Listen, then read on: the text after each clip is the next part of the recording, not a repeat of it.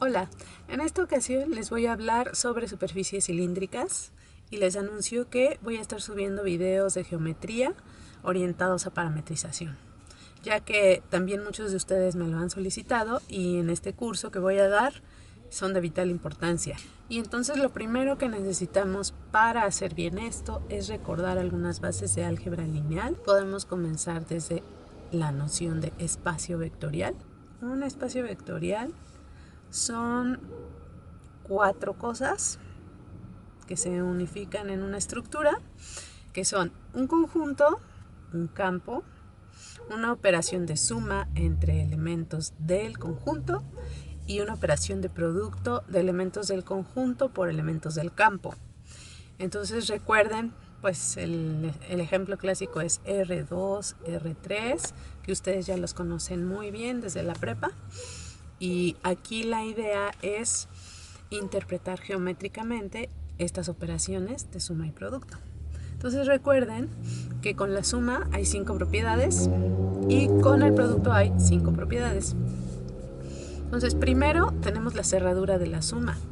Quiere decir que si sumas 2 elementos del conjunto, a los que vamos a llamar vectores, te da un vector. Y geométricamente, ¿cómo se ve la suma de vectores? Pues la suma de vectores se encuentra por medio de la regla del paralelogramo. Y entonces en la suma se cumple la ley asociativa, la ley conmutativa. Y recuerda, la ley asociativa te dice cómo sumar más de 2 vectores. Y tú puedes deducir geométricamente cómo se ve esto. Tienes que llegar al mismo punto después de asociar de 2 maneras diferentes en esa suma, como se ve en la ilustración. Y la conmutatividad te dice que no importa con cuál de los 2 vectores comiences tu suma, vas a llegar al mismo punto. Ahora, tenemos en la suma un elemento neutro que es el vector 0, que en el caso de R2, R3 y Rn es el origen. Y este vector 0, cuando se lo sumas a cualquier vector, te lo deja igualito, no lo afecta. Y ya dije todas las propiedades de la suma.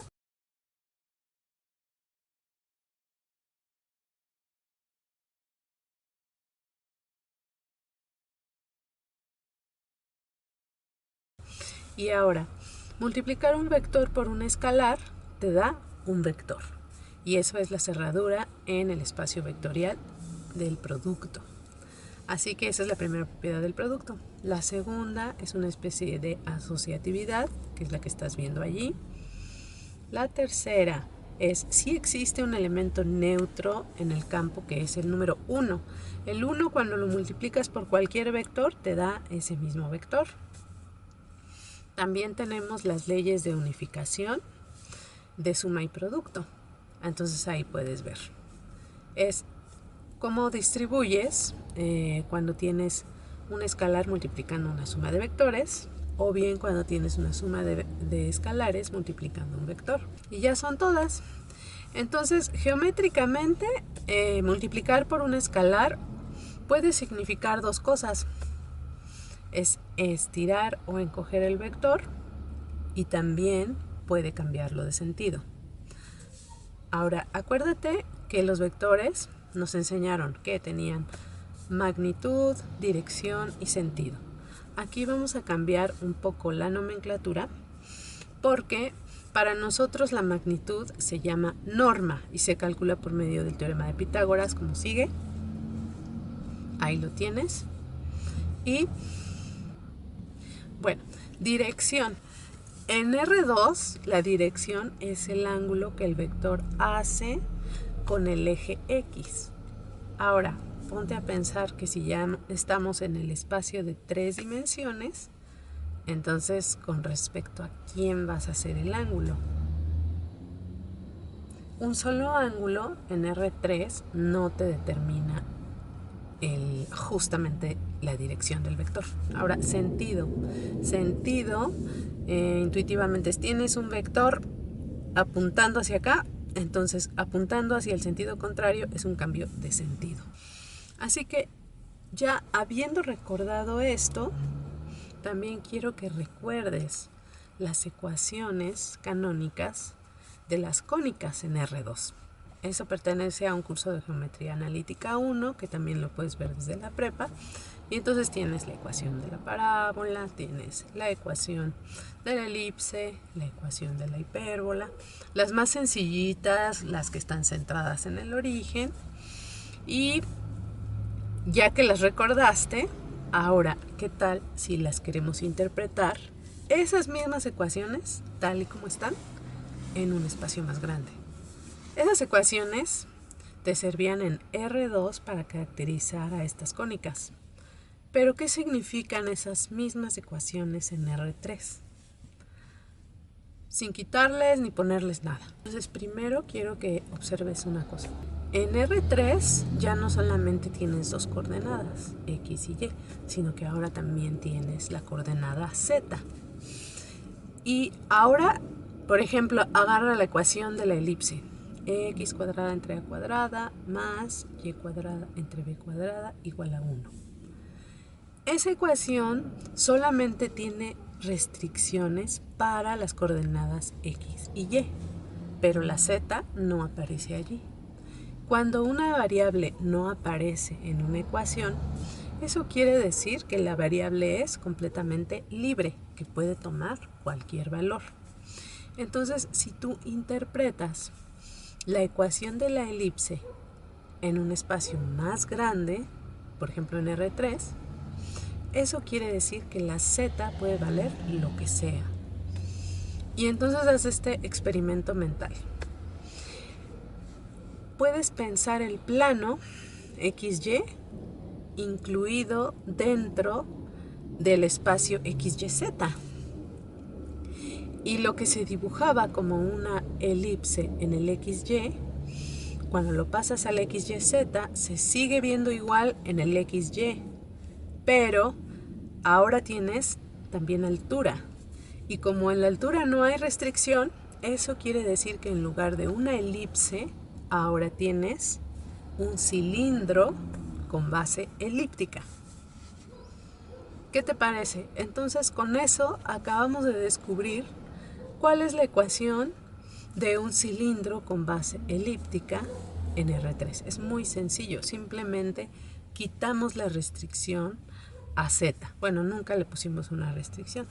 Sin embargo, vamos a hacer este experimento. Ponle una restricción a la variable Z. Supongamos que ahora Z es igual a 5. Y entonces tu ecuación ya es X cuadrada entre A cuadrada más Y cuadrada entre B cuadrada igual a 1, Z igual a 5. Ya no es una sola ecuación, son dos ecuaciones. Estás poniendo dos restricciones. ¿Quiénes son los puntos X, Y, Z que cumplen ambas ecuaciones? Pues van a ser aquellos puntos que cumplen la ecuación de la elipse, pero que además la Z sea estrictamente igual a 5. Y eso geométricamente equivale a intersectar tu cilindro con un plano paralelo al XY que corta a la altura 5. ¿Y qué es lo que se dibuja? Se dibuja una elipse, pero no está en el plano XY, sino que está en un plano paralelo al XY, pero más arriba, al nivel 5. Entonces, yo creo que esto te va a servir mucho para empezar a visualizar las cosas en el espacio de 3 dimensiones. ¿Por qué no haces el mismo experimento con una hipérbola, con un círculo? Si tú tomas una hipérbola, ahora en lugar de un cilindro elíptico vas a tener un cilindro hiperbólico. Córtalo con planos paralelos al XY y te van a dar hipérbolas. Ahora tú mismo sabes también cuál sería la ecuación de un cilindro circular con centro en el origen. Muy fácil, es exactamente igual que con la elipse, pero sin restricciones para la Z. Entonces, ya para concluir este video, también quiero observar que las superficies cilíndricas que acabamos de mencionar se pueden construir con rectas.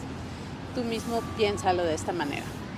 Toma el eje Z y pega ese mismo eje, esa misma recta, en cada punto de la elipse. Entonces, al pegarlo, lo que se obtiene es precisamente la superficie cilíndrica que acabamos de encontrar. Pero esta manera de verlo nos va a ayudar a encontrar su parametrización, ya que acuérdate que vectorialmente pegar cosas es sumar algebraicamente. Así que solo necesitas parametrizar el eje Z por separado de parametrizar esa elipse, sumas las parametrizaciones y ya tienes la parametrización del cilindro con base elíptica. Ahora, ahorita no me voy a poner a analizar mucho cómo construir esas parametrizaciones porque eso es tema que ya está en otros videos, así que te invito a que visites mis otros videos. Es muy sencillo, aquí simplemente las vamos a utilizar. Aquí tienes la parametrización del eje Z. Vectorialmente es muy fácil de ver cómo agarras el vector 0,01 y lo estiras tanto como quieras, eso te da el eje Z. Ahora, ahí voy a utilizar el parámetro T y ahora voy a parametrizar la elipse de la siguiente manera, como lo estás viendo. Eso también ya lo expliqué en otro video, así que simplemente ahorita lo vamos a utilizar y observa que aquí estoy utilizando el parámetro S. Entonces, sumo ambas parametrizaciones, entonces me queda una función que depende de dos variables que son T y S. Y eso parametriza a la superficie cilíndrica. Mira, tiene lógica. Una superficie cilíndrica es algo que depende de dos variables porque debe tener 2 grados de libertad, tal como los planos. Y recuerda que las superficies son deformaciones locales de planos. Entonces con esto voy a terminar este primer video y espero que no haya sido demasiado material. Te mando muchos saludos y no dejes de estar al pendiente de los siguientes videos. Aquí vamos a tratar mucho lo que es parametrización de todo tipo de superficies. En particular, sigue también superficies de revolución. Hasta la próxima.